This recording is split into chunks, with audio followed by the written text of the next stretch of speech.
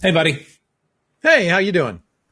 Oh, man, I am. We always complain that we're tired when we record these calls because it's usually like a Friday afternoon. I'm like legit tired. I came home last night late because I flew home from Austin. I was at Apple campus this week for some training. And my plane landed at midnight. I go stand outside at Newark, call for a lift, wait 15 minutes for my lift. Then I get a notification going, how was your pickup en route to your house? And I'm like, I'm still standing here. And so like I message the driver, I call the driver, he doesn't respond. So I cancel the ride. And Lyft was like, well, since this is the first time you ever canceled it, we'll let you do it for free. And I was like, if you didn't let me do it for free, I would have called you.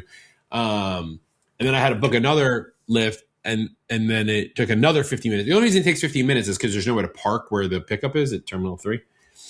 And so it took another 15 minutes. So I stood outside for almost a total of 45 minutes from the time I had gotten off the plane. And so I didn't like roll up home until like 1:30, 1:45 in the morning. And then I got those up. are the worst. Those are the worst. And I got up and it was like 20 after 9. And I was like, oh, crap, I'm late for work. But like, then again, I own the company, so who cares? But yeah, I had a good week at Apple. Got some trainings in, learned some cool stuff. Learned how to run AI locally. I'm going to be doing a thing on that soon. And met a lot of interesting. It was good to press the flesh with a lot. There was a lot of badged employees there because we were on their campus. Yeah. But the funny thing for me is, like, we had ACEs in Austin just under a year ago. Yep. And we went to Apple campus, and their dinner, one of the 2 nights that I was there, their dinner was at the same place we had dinner at. So I jokingly say, like, in less than a year, I've only been to 2 places in all of Austin, Apple campus and Styles and Switch. And then the second night they had dinner, it was at the Domain, which is like this really nice shopping area across the street from where the hotel is that we told everybody to book, the Lone Star Court, which was a great hotel. So I was like, this just adds into, like, there's nothing else in Austin but these 3 places: Apple campus, Styles and Switch, and the Domain. Like, that's it. Well, it is. I mean, to be fair, it's a little sketch to go downtown in Austin now.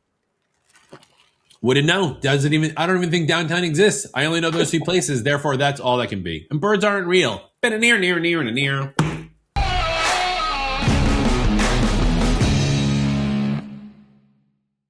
Let's be honest. Tracking Microsoft 365 licenses and Azure consumption manually is a profit killer.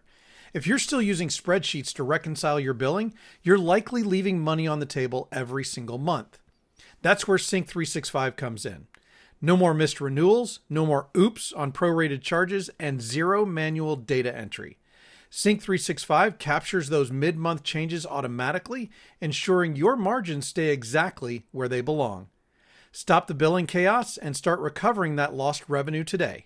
Head over to atmsp.link/sync365 to get started. That's atmsp.link/SYNC365. Level up your email domain security and deliverability. Reduce business email compromise and reel in that pesky email phishing. Make DMARC a new revenue stream for your MSP. Becoming a managed service provider partner with Easy DMARC is a great opportunity for your business to boost sales and decrease risk. Your customers need DMARC. Your job is to let them know that their email domain might be at risk. Find out more today at atmsp.link/EasyDMARC. That's atmsp.link/EasyDMARC. What's up, everybody? Welcome to All Things MSP Podcast. I'm your host, Justin Esgar, and with me always, my good friend, podcast producer extraordinaire, and his beard isn't short, it's just in beta, Mr. Eric Anthony. That should be your name, Justin Beta. Justin Beta. Why? Because I'm an alpha, dude. There you go, Justin Alpha. Yeah, although I'm still like, I think I'm going to get rid of the side beard. Right. You said this last time that you want the mustache and the goatee. Yeah, I've been going back and forth. It's a very difficult decision, like some of the decisions, MSPs face in their business. Nice transition. This is like one of my favorite scenes in any movie is in Spaceballs, where they're like, we're going to be walking in the desert and that sun's going to be real hot. And then they like fade to the sun and you just hear John Candy as Barf go, nice fade. It's like the funniest throwaway line. Yeah, we're going to talk about MSP stuff. What are we talking about today, sir?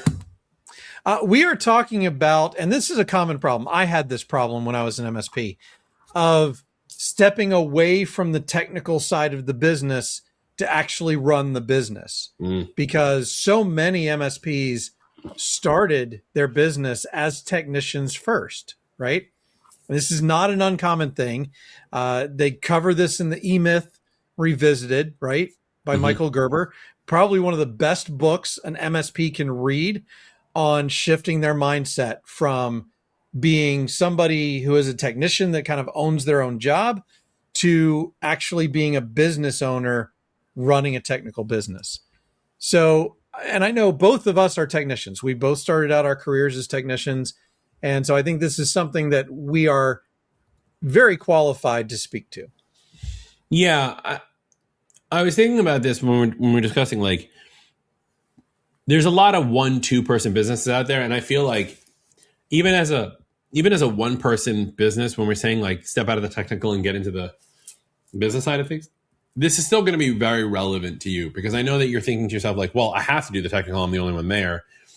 But then you have to remember that there's still so much more about your business that you need to take care of. And whether you do that during your 9 to 5, quote unquote, or you're doing that after hours, you know, you still have to be able to do that. Stepping into the tech thing is really hard. I've actually only recently been able to do this. Like, it's been 18 years since I started Virtua. And I would say only in the last year have I really stepped out of the technical, to the point where like my days are filled with businessy things. And you know, if a client texts me, I'm very confident and comfortable saying like, please email support@Virtua. It's a weird feeling to step out, but it allows me to really hone my focus on what needs to be done, which is like keeping up with the business, whether that's getting new customers or working on our ticketing system or building out a new avenue, or like right now I'm working on something for our website. I have a great website thing to tell you that I did. But these are the things, like it took a long time to get there, because of course, yeah, I think the big problem here, Eric, is like, the reason we get into this business is like we all have fixer personalities, right? Like we want to fix it. Mm-hmm. Yep, the dude from, I'm thinking about like the dude from like Wreck-It Ralph, like, I'm gonna fix it. But to work on your business as opposed to in your business is not necessarily that quick fix win that we all like want to feel in the cockles of our heart, because it's longer term pieces. It's marketing, it's management, it's building tools, it's negotiating contracts. Those are not quick wins. And so we're not used to that, because computers are fast. We want to work fast. Like Ricky Bobby, like, I got to go fast. Like, it's not, I watched a lot of movies the last couple of days. It's not, we can't get that when we step out, but we have to do it. We have to do it. Yeah. Well, I think part of it is when you are that technician role, you do get to play the hero a lot. And that feels good, right? You get to solve people's problems. The problem with that is that it's very interrupt driven. And so you very frequently cannot carve out the time to work on the business properly when you are still the main technician. Now, one of the interesting things that I think that everybody here would probably want to know is our opinions, and probably some of our experience, on when do you think you can get to that level where you can walk away?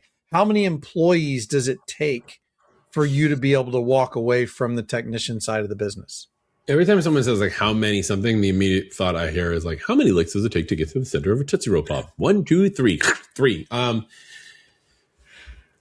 I don't think there is a number of employees you need to have to be able to do this, because like I was saying earlier, like you can do it as one person. You just need to be really self-aware, time conscious, and have the desire.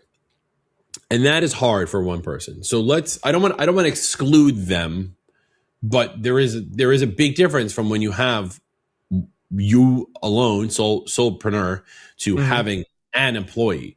Because the second you have a single employee, the rules of the game change, because you could technically just offload all of it to that single employee and you do nothing but business work, right? It never works out that way. Like, that's a utopian kind of situation. But in theory, you could. I don't want to put it to the fact that you need to have a certain employee, because it comes down to how much work you have, how much can you offload, how much time do you have to be able to do other things, and it also depends on where you are in your journey of your business. I'm like putting a complete kibosh on on what you want to talk about next, because like it depends on where you are in the journey, right? Like if you're starting off, like obviously you're going to do all the tech work, but if you're a solopreneur for 30 years. What are you listening to us for? Like, you got it in the bag, I guess, you know? I do think that there is work that you can do, and you have to, again, this is all personality based, right? You have to figure out when the best time is to do that work. Can you do work? The Gary Vaynerchuk, right? You want to do a side hustle rule. You work 9 to 5, you come home, you kiss the dog, you kiss your spouse, you have dinner, and then you hustle from 5 to 9. Can you do work from 5 to 9 at night and work on your business? Does that fit into your lifestyle? Sometimes. When I started virtual, I was a single dude. My evenings, I could have gone out drinking every evening, but I wasn't that kind of person. So I spent my evenings working on the business, right? Because I was working 9 to 5, running around Manhattan, fixing stuff or doing whatever. The second you become a 2-person business, you can offload some of your 9 to 5 to your employee. And then some of that stuff that was 5 to 9 moved downstream into the normal workload, which, because it's me, I did that. And then from 5 to 9, I just kept working anyway. So there is a way. I mean, the fact that I've gotten now, and I said this earlier, that it's taken me 18 years to get to where I am now. I think the only reason I can do what I do now is because I have employees in very specific roles. It's not about the number of employees, it's about the roles. So I have a director of technology, I have a director of operations, and I have a president. They have their own meetings, and then on our weekly meetings, they just report back to me. And if the director of operations tells me something operationally that we need to work on, he's going to work on it, or he's going to assign it to me because it's something that only I can work on. Fine. Our director of technology is working on all of the tech, both in and outside of our business. I want to split that role and make it a director of internal technology and a director of external technology. But I don't have to work on anything tech. If I go to him and I go, hey, what's up with vendor XYZ? Why am I getting emails from them? What's the problem? Why do I see these things going through the ticketing system or whatever? I rely on him to solve that problem. I'm not going to go solve that problem for him anymore. So you can do all of those same steps with a 2-person business or even a 1-person business. You just have to keep changing your hat for when, what you're going to work on. So I don't think it's a per employee thing. I think it's a structure thing. I will agree with the roles part. Because here's my experience. Okay. This is how it happened for me is, number one, I got to 3 employees, but I think you're right. It's the importance of what those 3 employees do, because I really couldn't step out of the technical role until I was able to cover both the kind of low end, level 1, taking in a ticket, stuff like that. And having somebody who is a little more senior who could, say, respond to a ransomware event. Mm-hmm. Right? Yeah. And for me, that happened at 3 employees. I had my admin, who was basically answering the phone, responding, triaging tickets, that kind of thing. Level 1 tech, who was doing password resets, the simple stuff, how do I print, those kinds of questions. And then I had a senior tech that was doing the project work and the higher level, more complex issues that got escalated to them. And that was what allowed me to move into more of the business owner role, I will call it. But I think you're right. I think it really depends on how much volume you're doing and how many of those boxes on the org chart you can fill to move yourself out of them. Right. And this is like, EOS covers this in some regards, because like when you break down the business operating system within it, right, you have your visionary, you have your integrator, and you have all these other boxes. And the point is that like everything should flow down that flow chart. So if the guy in charge, who's the visionary, is doing finance, move that finance thing down to a finance person if you can, right? Like, and I understand like it's not always feasible to do, like I do the finances for the company because I don't trust anyone to do our finances. So, I mean, we have a bookkeeper, like I have a bookkeeper through my accounting services, but like whatever. The amount of stuff you can, but you have, it's weird because like it's almost it's like between a rock and a hard place, I'm thinking, because like you want to offload the stuff that you're good at to someone else. I mean, in this case, I'm talking about the technical parts, because that's why you got into the business in the first place. You want to offload the stuff that you're good at, the stuff that gives you that warm and fuzzy because you're, helping people or whatever it is, to someone else.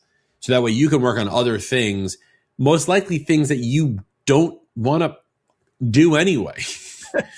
Like, that's I don't want to. Very true. And I think that's part of this dynamic. Right. Like, I don't want to do sales. So we got a salesperson. But like up until, I don't know, 3 months ago, we didn't have a salesperson. I was doing it all. I don't want to do marketing. So I have to hire a marketing firm. But like things like, we'll talk about the website for a second, right? I've been wanting to redo the website for quite some time. And there's nothing wrong with it. I just want to give it a little paint. I reached out to someone who I can talk to, and I was like, "Yo, I'm thinking about redoing the website." And they came back to me with like a $20,000 website redo bill, and I was like, goodbye."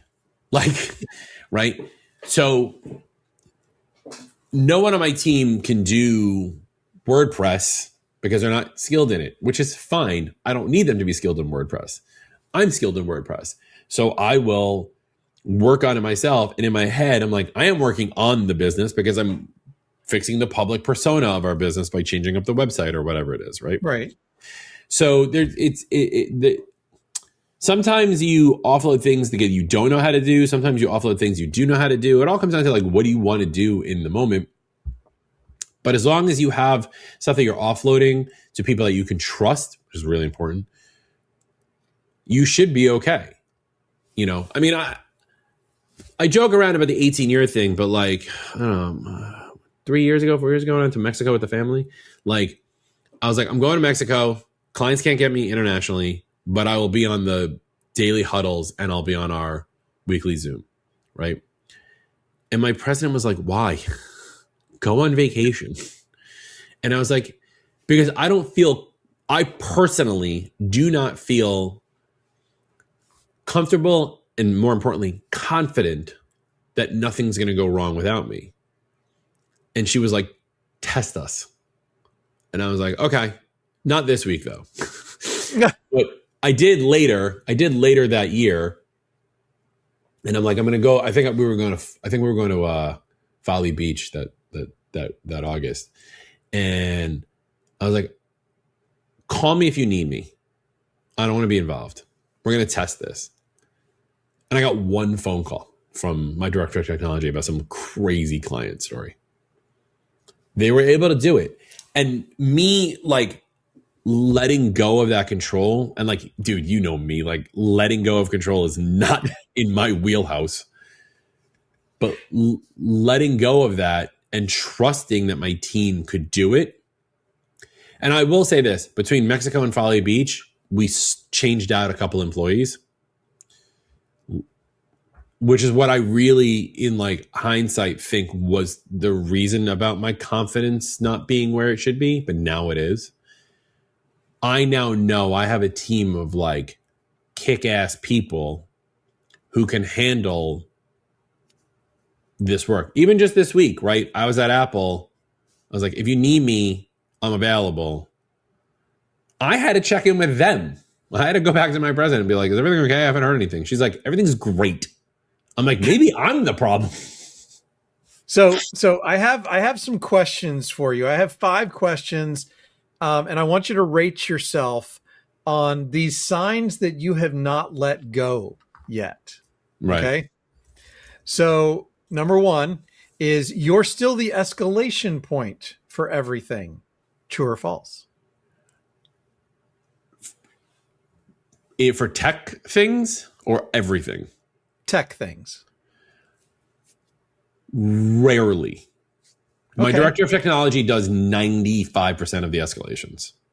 Okay. So mostly false. Mostly false. Which is a good thing. Yeah. Good thing. Number 2, team members hesitate to act without your approval. False. I have trained and taught them to take ownership. And I say, if you think you know the answer, run it. If you don't know the answer, confirm with the people you need to confirm with and then run it. And if you're that confused by it, escalate. All right. So 40% success so far. Number 3, you're jumping into tickets just to help, in air quotes, obviously, but actually slowing things down.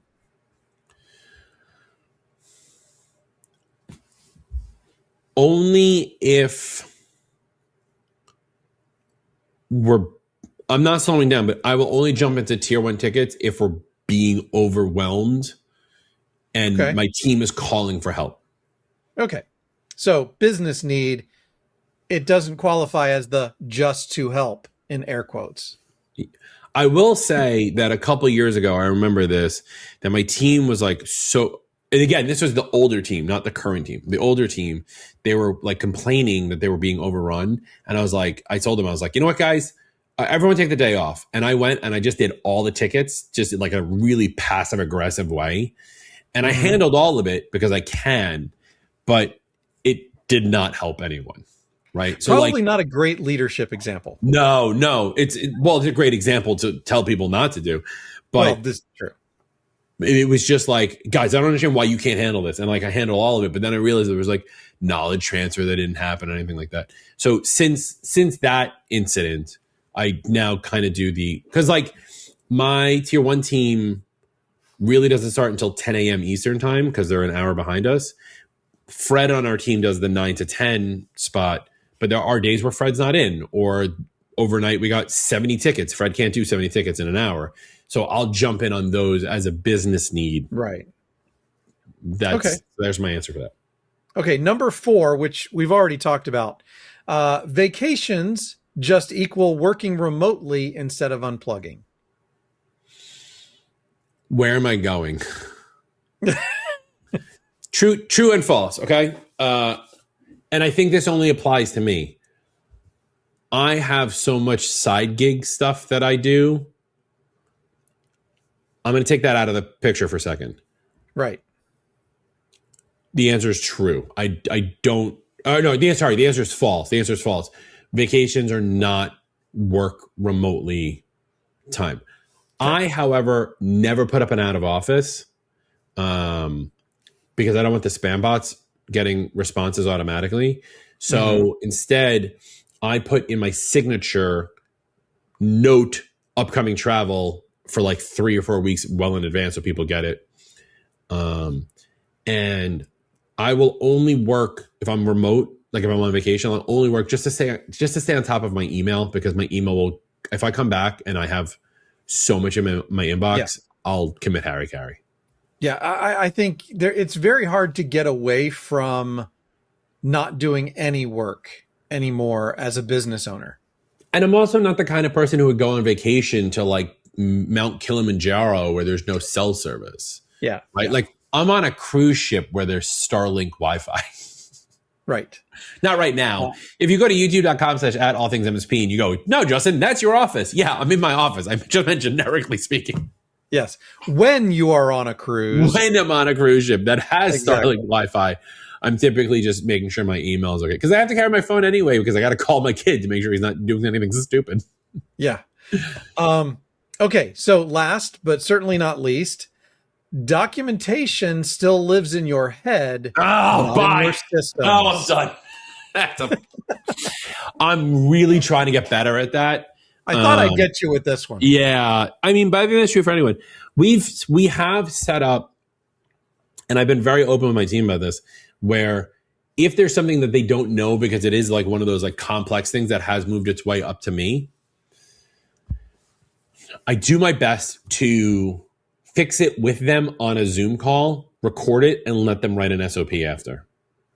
So we've built a cultural model around that to ensure that data transfer. But like, there's legacy stuff from clients who will pop up from random time to time. I have a client that runs a 4D server on a Mac Mini running 1015 because reasons. There was a long period where like, because he only emails me for some reason and I'll forward it to support. He's like an older gentleman. He's not going to ever remember. But for the longest time, I would just restart 4D for them because it was so fast to do it. And then I was like, I got to stop doing this. And I forwarded it to support. And the first time I did it, my team was like, what the F is 4D? And how do we even get into this device? Because it wasn't like in Adigy or anything like that. And I was like, oh, right. Let's get on a call. Let's fix all this. And we're going to step this out. And then we recorded it. And then I showed them how to restart 4D. And so now we have a ticket. We have not a ticket. We have a knowledge base article in Halo that's like how to restart 4D for client X with the steps, because it's a very delicate machine and a very delicate network on a very, very delicate piece of software. And so we have the step out for all of that stuff. But yeah, I know I'm terrible with that because I don't know what I need to write to do that knowledge transfer until it's needed. And then I have to like pull it from the recesses of my brain. Yeah. You know, so it's hard to do that. And that's fair. I think everyone has that problem. So, and this just came to me because I was thinking about this because you said something about, we walk through it and we record it and we, then we create the SOP, whatever. There's a book, and I forget who wrote it. It's called Buy Back Your Time. Dan Martell. And the guy literally says that you put a video camera over your shoulder and you record what you're doing, and then you have somebody else write up the SOP. Right. It would be very interesting for me to see how well an AI would interpret that video as a first pass or a draft for that SOP. There's plenty of AIs that are out there that will actually you record the video with it and it will write the transcript and make the knowledge base. I've seen ads for that all over the place. And now that I'm saying it, I guarantee my Instagram feed is going to be covered in that crap again. Probably. Oh my God, the retargeting for Instagram ads is ridiculous. But yeah, it's Dan Martell who wrote that book. And yes, you're right. I'm using that model-ish with the idea of having my team do it with me, record the Zoom, and then having them write the SOP. You could very much have AI do that.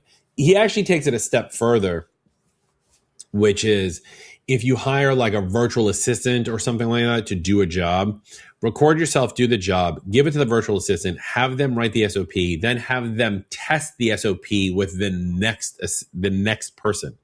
Your virtual assistant needs to train the next virtual assistant. And if there's problems in that, those two have to collaborate to fix it and then move on. Now, that's not really like ideal for a lot of people, but yeah, record any situation that's weird, record it, have an AI. I forget which one it is, but there's Google it. There's an AI that will do that for you. I'm okay with that though. We try our best with it. Yeah. Well, and I think it's a great, he does put together a lot of great ideas in that book on how to, start delegating and training your employees to buy back your time, be able to focus on those higher value activities. But there's something to be said. Buying back your time isn't necessarily an ideal for you to have to sit back and watch Netflix all day long. Like the idea here is to offload the stuff you're doing. In this case, we're talking about the technical stuff to someone else. So that way you can do things like make videos, create podcasts, write white papers, make those phone calls, massage your lists, get a list, go to events, do those things. Like, you have to do those things. If you honestly think that like you're going to just hire a technician and a salesperson, and then you're going to sit back and, play Pokemon all day long. Excusing myself for that one. You got another thing coming to you, because then you just have a shell company that you've had hired employees for. You know what I mean? Like, well, you're not buying back your time to do those more valuable activities that are going to move the business forward. Right. And we're assuming here that you want to grow the business. Obviously, we've had other discussions where, there are people who don't want to grow the business. They just really want to maintain a certain lifestyle. What's funny is that, sorry, as we're talking about this, I apologize for interrupting. We have a motivation pop up every day at 1 o'clock, 1:15 in our internal Slack. And literally what just came up was, complaining about obstacles makes the obstacles seem bigger. Shut up and figure out a solution. It's really apropos for what we're talking about here. It is. Because if you're like, oh man, all day long, all I do is answer people's emails and I keep doing password resets and I can't grow the business. Shut up and figure out a solution. Yeah, because one of the number one excuses for this, by the way, is it's just faster if I do it. Oh, well, yeah. That may be true for this one specific instance, but when you aggregate it across all of the instances, no, it's absolutely not. In fact, it can turn into long-term disaster. 100%. It's faster if I do it is always a problem. And I've had to catch myself do that so much in 18 years. Because for me personally, the team that I had, again, my old team, it was faster if I did it because it took them so long. I needed to have better players. Here's what I'm going to say about that. If you constantly say it's faster if I do it myself and you have a team, your team isn't trained up properly or you have the wrong employees, because no one's going to do it as fast as you. Fine. If your team can do 80, 90% as fast as you, you're golden. But if you have people that are doing it like 30%, there's the problem. Right. It's that desire and that hunger to get stuff done. So yeah, I 100% agree with it. And if you're catching yourself doing it that often, you need to rethink your modeling. Even if you're, I mean, that's obviously true if you're two or more. I don't think if you're a one person, no one person business is going to be like, it's faster I do it myself. It is me. No, what is wrong with you? No, it's not you. It's me. Go see a doctor. All right. Well, on that note, I think we should probably wrap this up. Wrapped with a bow. Well, I hope you all learned something about buying back your time. Go buy that book. It's a good book. It's on Amazon if you can't find it, or if you want to buy it at Barnes and Nobles. I don't know if they still exist, but yeah, they still exist. Yeah, they still exist. Get the audiobook. You know what we should do soon? We should do like our top 10 favorite books episode. We could do that. We could also do a book club.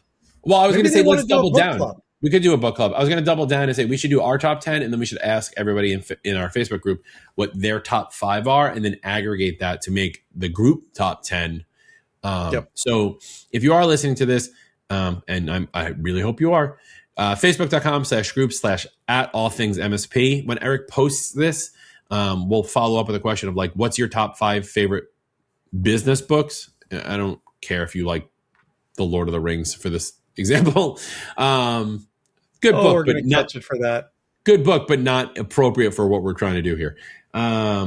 If video is more your thing, I was going to say youtube.com/at All Things MSP. Leave a comment there about your favorite book. Like, subscribe, ring the bell, do all those things. Check us out on all the podcasts. Podcast 264 now has video, so I'm going to force Eric to put our video on there too, so that way you can watch it in your car on CarPlay when the new CarPlay comes out and lets you watch videos while you're in park. Big stuff coming. I'm making Eric do all this work. Other than complaining about what I just threw in your face, you got anything else to say? No, I like the fact that we ended it on books, though, because I think there is a lot to be gathered from, I think, the 2 that we mentioned on the show. I think E-Myth Revisited by Michael Gerber. Mm-hmm. That one is going to change the way you think about your business. And I think you have to have that mind shift before you move forward with tactics. And then I think that Buy Back Your Time by Dan Martell, I think is an excellent source for the framework and the tactics around how to actually accomplish this. Yeah, solid stuff. All right. Well, that's it. That's Eric. I'm Justin. Bye.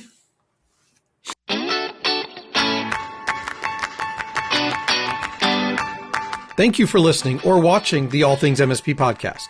If you liked this episode, go ahead and give us a thumbs up, hit that like button, and consider subscribing to catch all our weekly episodes. And from your host extraordinaire, Justin Esgar, and myself, Eric Anthony, your humble producer and All Things MSP founder, thank you very much for spending your time with us.